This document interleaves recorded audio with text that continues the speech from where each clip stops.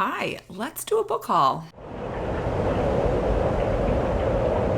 Hi, I'm Colleen Delaney. On this channel, we talk about books and writing. In the description will be links for my newsletter and my book, Waiting for His Mate, which will be out by the time this video comes out. I'm very excited. It's a spicy paranormal romance with shifters.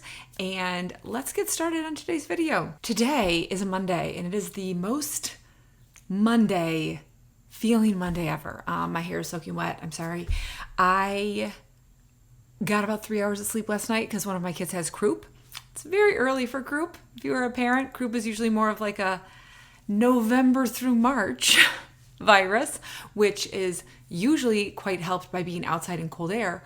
But taking my daughter outside in cold air last night really didn't help because it was only about 53 degrees and you really needed to be like 30 for the cold air to help the croup.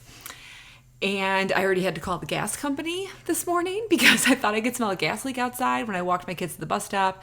It turns out one of my neighbors' gas grill was on without the light on. They've already been here. So just a lot's been going on. My new book comes out tomorrow, so my anxiety level for book release is through the roof. But I want to show you all the cool books I got. This weekend, my library, and they do this every year, has this huge book sale where they turn the gym at the Park District basically into like a book warehouse and sell tons of books. And I really love to go. It's so much fun. And buying used books is good for the environment. And I found some really good ones. I'll preface by saying I bought myself 11 books, ? Let me count one more time. Lied. I bought myself 16 books and I bought the kids 5. So not as much. And I spent $60 total, which isn't bad. I went 2 days. The first day I went is always crazy because obviously the most inventory is still there. And I bought the majority of my books that day and I just couldn't. I was carrying too much stuff. I couldn't do the kids' books. So I came back the next day and about 50% of the inventory was gone. So there weren't that many kids' books left that I was super interested in. I let my girls pick a couple books. My son did not want to come. And so he didn't get any. And he has a lot of books I've purchased him over the past 6 months just sitting on his bedside table that he still needs to read. I wonder who he gets that from. But I got a good mix of fiction and nonfiction, and I just thought I'd show you everything I got. I was going to try and lift this pile up, but I don't know if that's going to be able to happen. Let's see. Oh my God, it's really heavy. That's my pile of books. Whew. The first book that I'm going to show you is Before the Coffee Gets Cold by Toshikazu Kawaguchi, I think is how you say the author's name. Here's the funny thing. The day before, I was at Target, and I looked at this book for a really long time and thought about buying it because I've been kind of interested in buying it. I've gotten quite into also short books, books that are quick reads.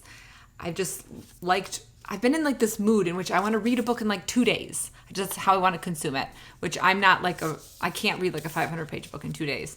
So I was looking at this at Target, and then I was I have so many unread books at home. I'm going to the book sale the next day. I was at Target on Thursday and put it back. And then I saw it there, and I'm well, I need to buy it now. So I grabbed it. I know it's little vignettes about a cafe, I think, and the people that come in the cafe.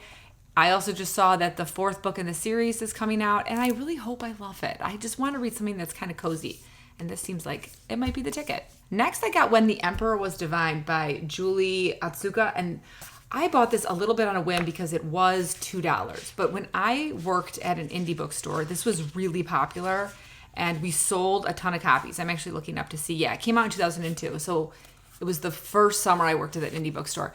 It was extremely popular. And I was always kind of interested in reading it, but at that time in my life, I read only fantasy, nothing else. And again, this is a short, 140-page book. And I've just been in that short book mood. I'm I can next weekend pick one of these books and just read it Friday night and Saturday and consume it. And so that's really what I have been interested in. The blurb on this is, on a sunny day in Berkeley, California in 1942, a woman sees a sign in a post office window, returns to her house, and matter-of-factly begins to pack her family's possessions. Like thousands of other Japanese Americans, they have been reclassified virtually overnight as enemy aliens and are about to be uprooted from their home and sent to a dusty internment camp in the Utah desert. I've don't think, oh no, that's not true. I have read one book that takes place in a Japanese internment camp, but like I read this book in like 2001, a very long time ago. So I also thought it would be a good read because I haven't revisited that time period in history in a while. Next, I found Midnight at the Blackbird Cafe by Heather Weber. I've had a couple Heather Weber, it's like a little bit of a tongue twister, books on my like, I keep like a running Amazon wish list with like my big TBR for a while. And they look just super cozy. Like her covers are super cozy. And so because I saw it and it was, I think this one was $3. Yeah, $3. I was like, oh, I should just buy this one and give it a try because I've been going back and forth. This one, the blurb is, nestled in the mountain shadows of Alabama lies the little town of Wicklow. It is here that Anna Kate has returned to bury her beloved Granny Z, the owner of the Blackbird Cafe. It's supposed to be a quick trip to close the cafe and settle her grandma's estate, but despite her best intentions to avoid forming ties or even getting to know her father's side of the family, Anna Kate finds herself inexplicably drawn to the quirky southern town her mother ran away from so many years ago and the mysterious blackbird pie everybody can't stop talking about. So that just sounds cozy and fun. I don't know when I'll get to this because it does sound like a little bit more like a spring-summer vibe, but I'll get to it eventually. I've been on the lookout for this book for a while, and that is because it is a classic that I want to read that I don't want to get from the library because it's not an extremely fast classic, and I read classics very slowly. I just do, and I don't like having books checked out from the library for more than a couple weeks. It gives me anxiety. So I've been looking for this book at Half Price Books for a while, and then saw it and thought perfect, and it's I Captured the Castle by Dodie Smith. It's like a countryside England, like we're aristocrats but we're poor type of story, I believe. And I know there's a movie with a young Henry Cavill in it, which I have not seen. But this always comes up in the spring when I'm looking up like spring vibes / light academia books to read. Because that's, autumn is dark academia, spring is light academia. And I've always kind of wanted to read it. I'm always like, I should read that. And now I own it.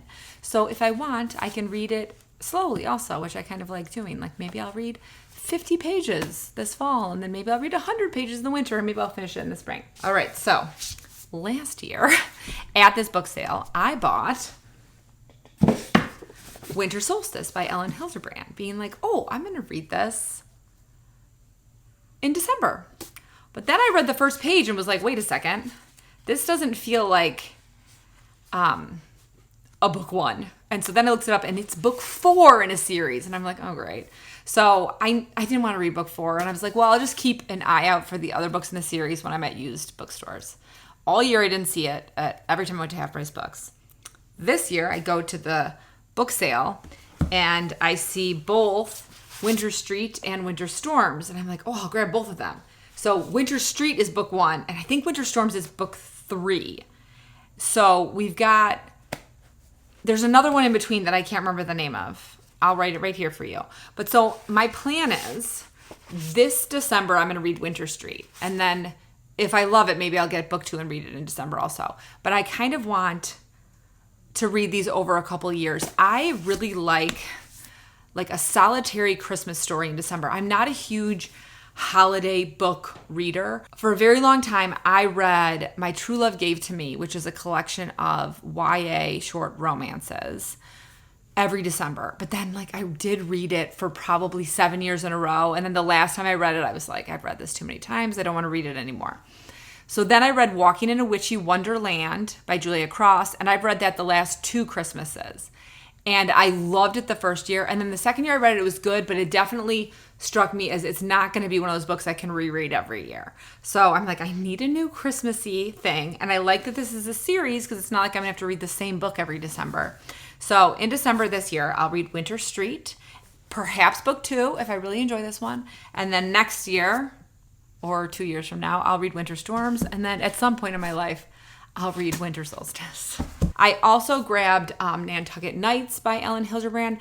I just started reading Elin Hilderbrand recently. I've only read The Hotel Nantucket and The 5-Star Weekend. And there were so many Elin Hilderbrand books at the book sale, over 40. Mix of paperback and hardcover. So I just thought to myself, I'm going to get one more. This one also is very short. It wasn't one of her longer ones. It was in paperback, which was really nice.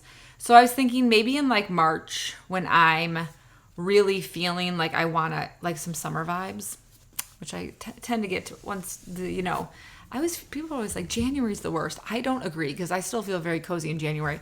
March here is the hardest for me, because it's like still snowing and still gray and still wet, and the kids are still sick all the time, and I'm done with it. So maybe I'll read this in March to kind of get myself through the rest of the bad weather.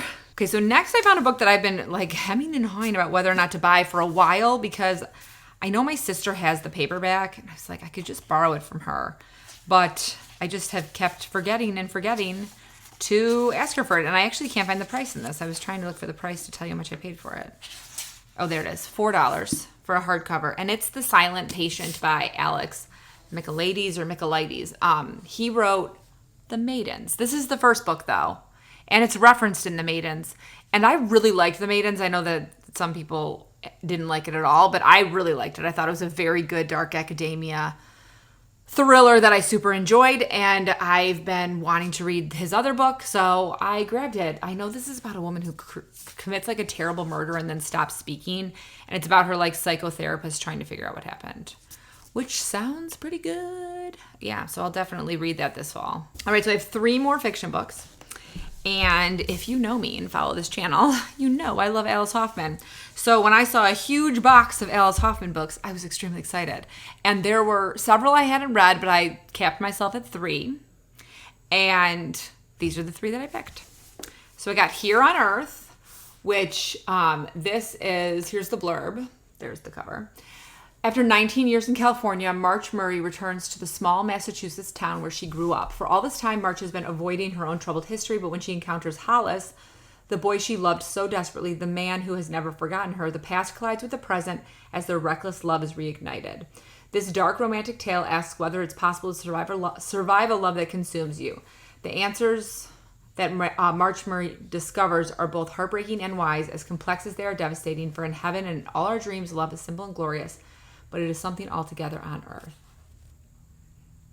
Yeah, obviously I'm going to read that book and enjoy it, because Alice Hoffman's a genius. Next, I got Skylight Confessions. This was a hardcover one, so it was a little more expensive, but I think it was still a really good deal.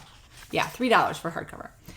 Arlen Singer believes in destiny and in love. On the night her father dies, Arlen is certain that the man she is meant to be with will walk into her life, but fate seems to be playing a trick when John Moody knocks on her door to ask for directions. Cool, practical, and deliberate, John is dreamy, Arlen's polar opposite. Yet the two are drawn powerfully together, even when it is clear they are bound to bring each other grief. Their marriage is dangerous territory, tracing a map no one should follow. It leads them and their children to a house made of glass in the Connecticut countryside, to the rooftops and avenues of Manhattan, and to the blue waters of the Long Island Sound, all in search of family and history. And then it goes on a lot, but that just sounded like another good one I'd really like, because I love Alice Hoffman. And the last one I picked from her is The Red Garden, which this one I have heard quite a bit about, people talking about. So this one says, The Red Garden introduces us to the luminous and haunting world of Blackwell, Massachusetts, capturing the unexpected turns in its history and in our own lives. In exquisite prose, Hoffman offers a transforming glimpse of small-town America, presenting us with some 300 years of passion, dark secrets, loyalty, and redemption in a web of tales where characters' lives are intertwined by faith and by their own actions. This reminded me a little bit of Blackbird House, which I loved so much. And I walked in Barnes & Noble 2 days ago because I was at the store next door and just decided to go in. I didn't buy anything, but they had a huge pile of Blackbird House by Alice Hoffman on the table, which shocked me. That book came out a while ago. No one ever talked about it really. And I think because Invisible Hour just came out, which I read and loved, and you'll get a review of in my September wrap up. So they were like putting up like, there was a stack of Practical Magic, but it's also fall, but I was so excited to see Blackbird House because I really love that book. And so this one kind of reminded me of the same vibes. Okay, so now let's move into nonfiction. First, I got A Concise History of Ireland, which is like kind of textbooky with just like the history of Ireland from the Paleolithic period until, let's see where it stops. So we start with prehistory and we end with the civil rights movement, which I'm not exactly sure when that was in Ireland. Was that in the 60s like it was in the United States? Yeah, the 1960s. And I really enjoy these kind of books, like just like a concise history of a country or a people. And it's not that long, and I can just pick it up and put it down, and I'll put it on my coffee table so my kids can look at it too. And maybe in one of my books, they'll end up being a bit of this that I've learned about. The next nonfiction I got was from Mist and Stone, The History and Lore of the Celts and the Vikings. So if you can't tell, my favorite areas of the world are like Ireland, Scotland, England, and then like Norway, Sweden, Iceland, like that area I really am interested in. This again just looked like really fun. Also, this has really cool pictures in it because it's kind of like a small coffee table book. So I thought my kids also might really enjoy getting to look at this. I've been here. I thought I recognized that. I went here on my honeymoon. I don't know how to pronounce it. It's Thingvellir. It's like doesn't have an English letters, but it's a national park in Iceland. My husband and I went here on our honeymoon. It was really cool. We walked right down that path right there and took a lot of awesome pictures. Oh, memories. But yeah, so I mean, I obviously really like Iceland. I went there on my honeymoon. Next, I got this book of Van Gogh. I have been collecting more art books lately to put out for everybody to peruse. I love the sunflowers. And my husband and I really like Van Gogh. We went to the Van Gogh Museum when we were 20-ish years old. That's in Amsterdam. And I thought this would be a nice one to have. I'm trying to collect a book from all my favorite artists. So I have some Monet, and now I've got some Van Gogh. Next, I got A World of Quilts, which is a very beautiful coffee table book about quilting. I really wish I could quilt. I can quilt, just not very well. I've made 2 quilts in my life. I was going to make 4, one for each of my children, and I only made them for the older 2. And so I've been thinking a lot, like I'm getting into my crafty season in which I like to knit. And last year I started weaving. I was like, maybe I'll actually try to make another quilt. The hard thing is the 2 who don't have quilts are the twins. And so they're very much like everything has to be even. And so if I can't just make 1 quilt this winter. I'll have to make 2 quilts. So I actually went and looked at fabric at Joann's on Saturday. But I don't know what had happened to our Joann's. It looked like there had been a post-apocalyptic situation because there was very little in the store, and everything that was in the store was on the ground. It was very weird. There were very few people working. They looked very overworked.